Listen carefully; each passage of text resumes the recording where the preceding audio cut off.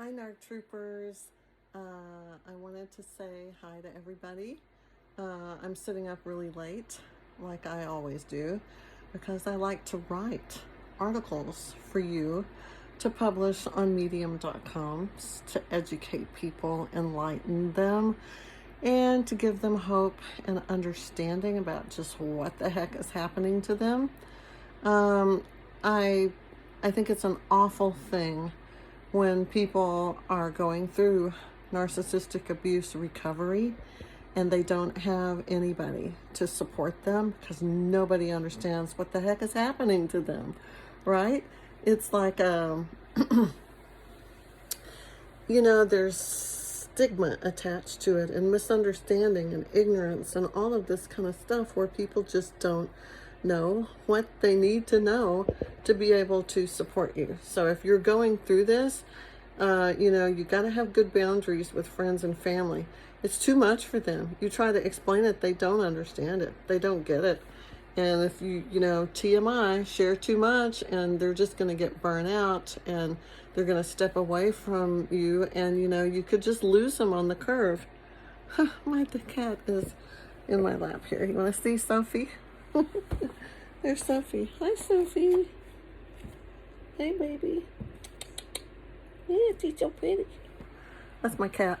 Anyway, it's really important, I think, based on what I just said, that you, set up some healthy boundaries about telling people what's happening to you. I just wrote an article tonight saying they won't believe you. That's the name of the article. It's going to be on Medium this week. I'm not quite ready to publish it. I haven't edited it yet, but I wrote it tonight. Like at 2 o'clock in the morning on my birthday. Today I think it's my birthday. I have 2 birth certificates, one from Bangkok, Thailand, and one from America. I've had people to joke with me and say, well, because you have 2 birth certificates and the dates aren't the same, you're probably a lot older than you think. I can't imagine being older, right? I think, it would be younger by a couple of years maybe, but maybe a year. It's a year or 2 off. I lie about my age so much that I don't know how old I am. And it's nobody's business anyway, right? It's like asking a woman her weight. How much do you weigh? Why would you ask somebody that? It's none of your business. And, I kind of like saying that to people. Like if they ask, how old are you? How much do you weigh? How tall are you? How many partners have you had? Really? You're going to ask me that? It's none of your business. It's none of your business. It's none of your business. So just say that to people. If they ever ask you those questions that are kind of inappropriate questions, they don't need to know that. What difference does it make how old you are or how many people you've had in your life? Or, any of those personal questions. How much do you weigh? Does it matter how much I weigh? Does that change my value as a human because I don't weigh enough, or I weigh too much, or I'm short, or I'm tall, or I'm ugly, or I'm not ugly, or whatever? I don't think so. It shouldn't matter. I know it kind of matters. For me, I have 2 things that do matter. Nothing else. I don't care about age. I don't care about color. I don't care about very much of anything.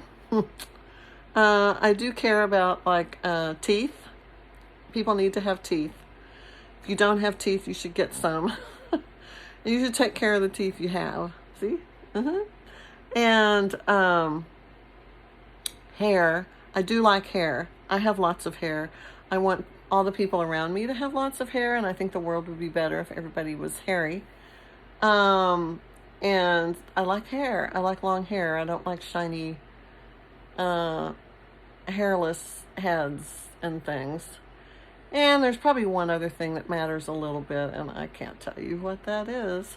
But it's not a huge thing or a deal breaker, but it's not a tiny thing. And so, yeah, we can't talk about that.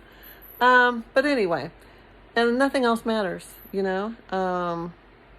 Well, I take that back. Maybe if you were too intellectually challenged to even function or speak or to communicate, that would be probably a deal breaker. But that's a very far-fetched, extreme scenario, that you would have such a disability that you couldn't function at all and speak and or think or be you know like, okay. So I have a disability. I have low vision, and I can't see in the dark or at dusk, or I can't drive at night, and kind of always had this condition. It's worse than it's been, but I've always had it. It's not like, oh, she's just old and going blind. No, I've always had it. And so that is kind of a disability, right? I can't just get out and go where I want to go after dark. I have to wait until somebody gets me or call an Uber or something, which is kind of a drag. It is. So what is my message tonight on my birthday? Age doesn't matter. Your salary doesn't matter to me. If you're going to be my friend or my partner, those kind of things, like, who cares, you should be able to take care of yourself and not make me take care of you, but you don't have to be wealthy. And if you are, that's not a deal breaker. I'm not threatened by that. It's like, good, you got crap tons of money. That's more time to be my friend. And so, yeah, there's just like lots of things going on right now, and in 2001, not good things. COVID, oh my gosh, I don't want to get into that. Ukraine and like possible wars, and with Russia, China, all kinds of, climate change, crime, the unraveling of society, and the systemic failure of all of our systems, both geopolitical and in every kind of way. I think that this is a time of transition. And I know it is for those of you that are in recovery, right? It's a time of transition.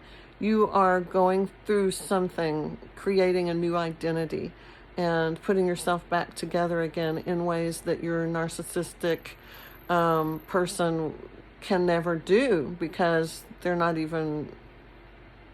okay. They're not real. And they're just like, the whole thing's this giant, beautiful fake thing. There's some pretty awesome fake things. Disney's one of them, and I'm going to Disney. Yeah, in the middle of this COVID pandemic, not feeling good about it. It's kind of like a pre-planned family thing. Yeah, I'm going there in a few weeks. I'll make some videos from there for you, with me, talking to you about something. And hopefully not just rambling, because sometimes I'm just like, hey, I want to talk to my troopers. And like tonight, it's my birthday. I want to talk to my troopers and say hi. And I don't have just one specific message or anything I want to teach you or share with you tonight. It's just kind of like a, hey, it's my birthday, and I'm thinking of you, all of you tonight, who are also awake in the middle of the night because you don't sleep anymore. And to all of you who are suffering and going through something really hard. I just wanted to let you know, I never forget about you. I know you're out there, and I know you're hurting, and that it's hard, really hard. And that sometimes you feel like you just, I don't know, you don't want to go on because it's just, everything's yucky, and this person has abandoned you, and you're all dysregulated, and it's just, you've got the trauma and the PTSD, and it's hard, right? And I know that. And so I want to acknowledge you and recognize you and validate you and say, I know you're out there. I hear you. I read your words. I'm here for you. And not in the way that all these people with their slick programs and stuff, which I'm not minimizing or discounting their effectiveness and saying that you shouldn't subscribe and pay lots of money for some of these narcissistic abuse recovery programs. They're good. I even bought a couple of them at the beginning of my recovery, and they were helpful. Sure. But I think it's like a multi-pronged approach where you need lots of things. You might need one of those programs, and then you might need this other thing, and then this other thing, and then some of this and some of that. I was just thinking tonight, I want to get some more acupuncture, because it definitely had, it's not like, there's some things that you're not sure whether it's doing any good or not. You can't tell if it's really working, but I guarantee you there's definitely a response that happens when you get acupuncture. Something's happening there. I don't know. I don't understand what's happening there, but there's definitely something happening there. I could tell you things like the veins came out in my feet and legs and hands like the Incredible Hulk or something.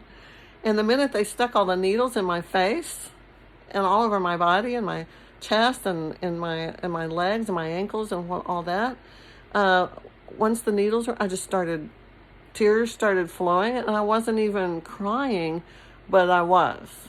And I couldn't move because I had needles in the face. And the tears were rolling in the ears. Tears in the ears. It was terrible. And I didn't go back because that was such a scary experience. And it was probably about 10 months out when I was still much more of a mess than I am today. You go through phases. You go through cycles. You go through ups and downs. And in some ways, at the beginning, I was more determined to just not let this get me down. And I was just determined to just move on. And I was more, what is the word? Had more fight in me. And after 2.5 years, I have matured in my perspective about recovery from narcissistic abuse.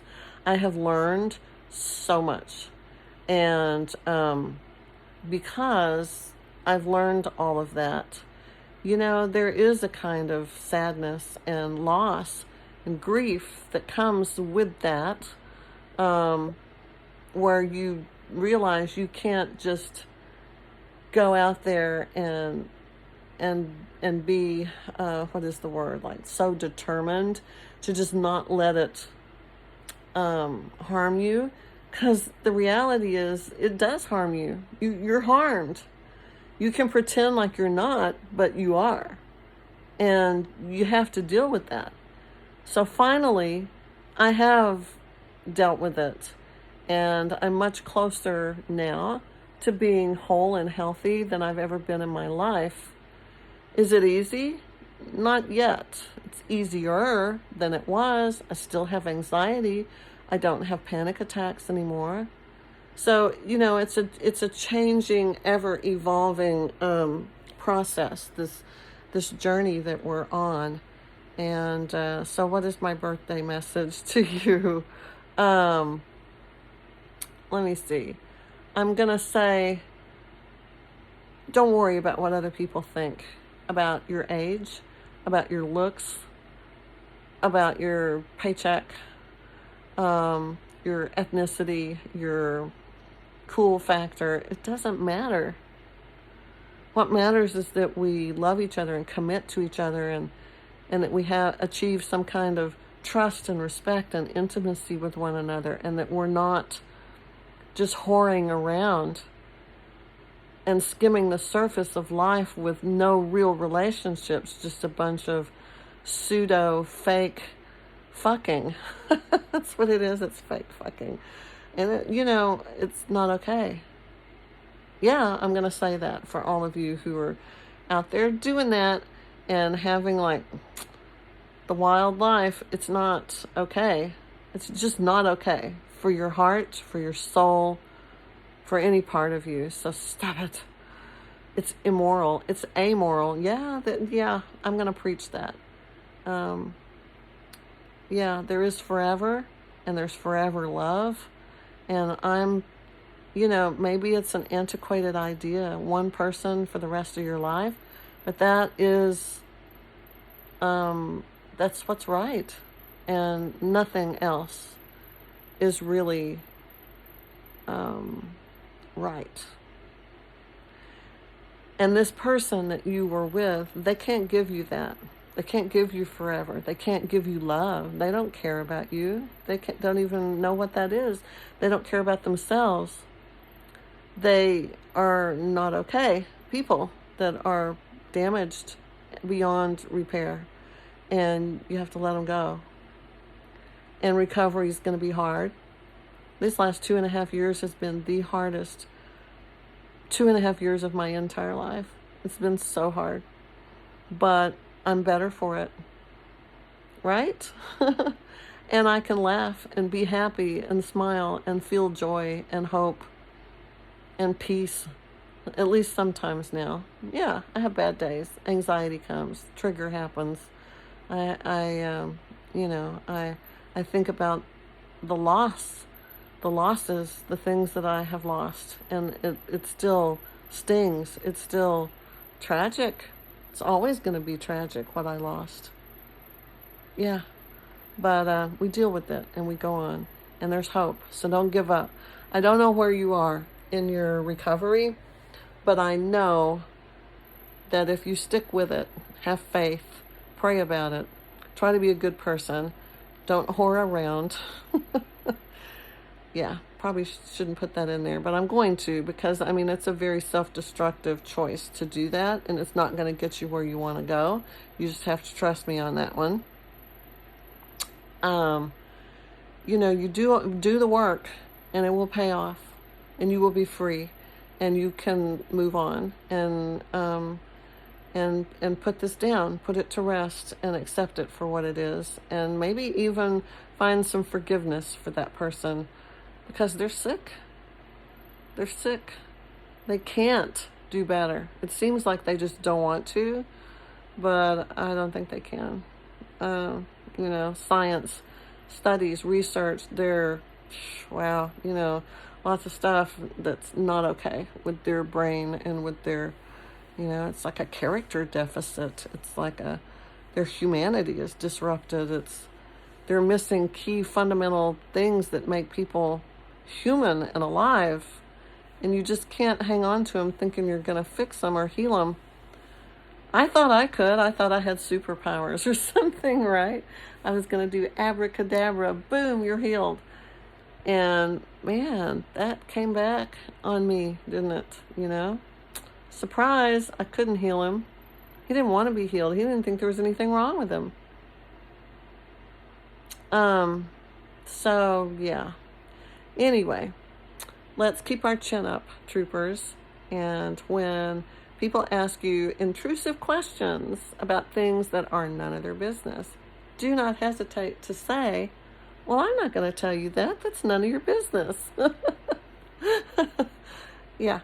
And it kind of feels good to say that, because you got to be a sassy woman or man, sassy man, and just don't let people be intrusive and violate your boundaries, and they don't need to know those things. I'm going to say, I feel like I'm about 50. I'm going to go with that. I don't know how old I look. Some days I look 80. Some days I look 40. I feel about 50 something, 51, 52. I'm not, I don't think, but but I kind of feel that way on average. That's sort of the mean average number. That's kind of like if you averaged all the days together. So I'm going to go with that. Yeah. And I'm 5'9", and my weight, well, I know what I do weigh. I know what I'd like to weigh. So we'll just go somewhere in the middle and sort of guesstimate that I must weigh about 5'9". I'm maybe 15 pounds overweight. Probably should weigh 140. So I'm going to say I weigh 155. I don't weigh 155, but let's just say I do. Yeah, I'm having some cognitive dissonance tonight. All right, I'm gonna let you go. I'm getting silly, and it's late. I gotta go to sleep. I have school tomorrow. I have to teach students, and I'm gonna be sleepy like always. Anyway, wanted to let you know that I'm here with you, in spirit at least, if not in person. And you have ways to contact me, narctothrive@gmail.com, email. You can go to NARC Troopers. You can go to, any place, Facebook, Medium, my podcast, and there's ways to contact me through all those different ways.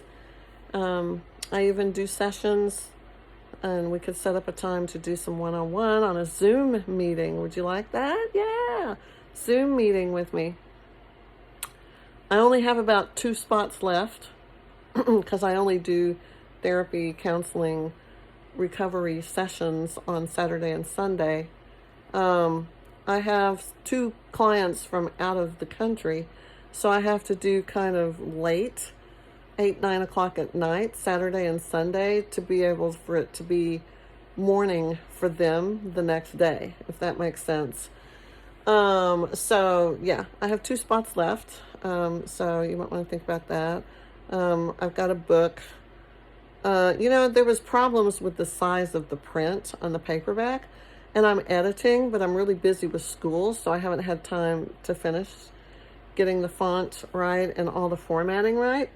Because I'm so busy with school right now, but it's getting ready to be the end of the semester, so maybe I can get that paperback back up on Amazon. In the meantime, there's a Kindle version. It's got some typos and stuff in it that I realized after I published it, but here again, the content is solid. It's helpful. There's a couple of boo-boos here and there. Sorry about that. I'm low vision. I have a disability. I don't see well, not just at night, but even in the daytime. Things are kind of blurry, and I get along okay. I make my students turn in all their work on the computer digitally so that I can enlarge it, and then read the bigger print, and it works out just great. And I can still drive a car. Yay! But yeah, it's really hard to edit when your vision is wonky. And so apologies there. Please forgive me. It's not that I'm dumb or careless. I'm blind, sort of. Definitely low vision. So let's just go with that. Okay, so I will not tell you about any of the other things I have. If you need help, reach out. I'm here, and it helps me heal to help you heal, and we can all help each other. And I know things. I know ways to help you to make things. I have like lists of things that I have tried and what worked and didn't work, and I can share those with you. And I have a very deep understanding of narcissism and narcissistic abuse recovery, what that means, what you go through, and what things you can do to help yourself. So, I'm a certified recovery facilitator, life coach too. So if that helps anything, why am I talking about this? I'm rambling. I should go to bed. All right. Thank you guys for being here with me and sharing my birthday time. It's kind of lonely sometimes, being by yourself, being single. Not have, your friends are busy with their kids and their family, and you're just working a lot and spending a lot of time alone. It's kind of hard. You don't really want to be alone on your birthday. I had a nice little dinner tonight with some of my girlfriends. One of them brought me flowers. They paid for my dinner. It was cool. I have girlfriends now instead of just the narcissist that I've always, 24/7 having to help him and watch him and all that, you know what I'm talking about. So now I have time for some friendships. It's kind of cool, right? Never too old to have Scrabble buddies. Yeah, Scrabble buddies. Okay, good night, guys. I'll see you soon. Thanks. Bye.